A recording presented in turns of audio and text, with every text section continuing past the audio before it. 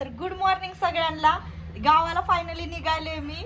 ही top आणि jeans घातलेली आहे, ती पण बहिणीची घातलेली बरं का, माझी नाही।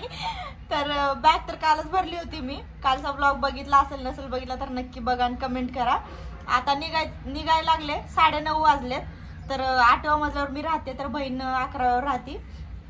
तर ती यायला लागली, बहीण आणि बहिणीचा मुलगा आणि ते दोघं आणि मी। आता निघलो म्हणजे इथून हडपसरला जाणार, हडपसर मधून मग कार किंवा काय असं जे पण असेल त्याच्याने निघणार।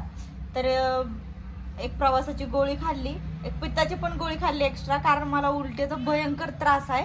म्हणलं नको रिस्क घ्यायला, 2 गोळ्या खाल्ल्या, थोडंसंच उगा अर्धी कोर चपाती खाल्ली आहे आणि तेवढंच खाऊन निघले। म्हणलं आले पटकन हॉस्पिटलवरून, आंघोळ वगैरे केली, तयार झाले।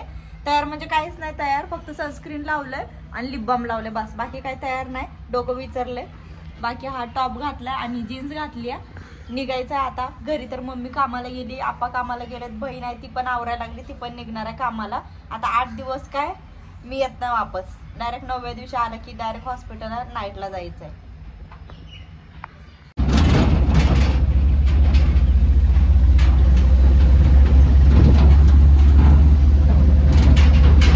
पोहोचले मी आता, घरासमोरच आहे, उतरले गाडीवरनं।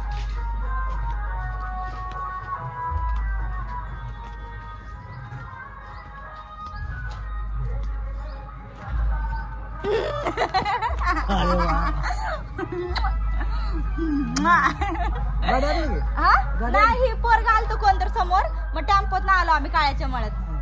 मग हे पोरगा आला, इथनं आणलं आम्हाला गाडीवर। माव कुठे गेली? बाचा होय, ही का तोडायला लागलं तुम्ही? लागल की पायाला ही? होय, माव कुठे गेली? गरम किती लागली का काय? उन्हात ना आलं म्हणून लागायली। राहू दे, थांब मी ठेवती, सोड। तोंडात पद्धतीने तर मी डायरेक्ट आंघोळ करते बाबा, पहिलं आंघोळच करते मी गार पाण्याने। मला असं नको आहे बाबा, गार पाण्याने आंघोळ करते, मरणाची आग उठली। फायनली पोचले मी, एवढा भयंकर ऊन लागायला, चेहरा तर सगळा काळा भोर झालाय माझा। पहिला आंघोळ करते आणि मग काय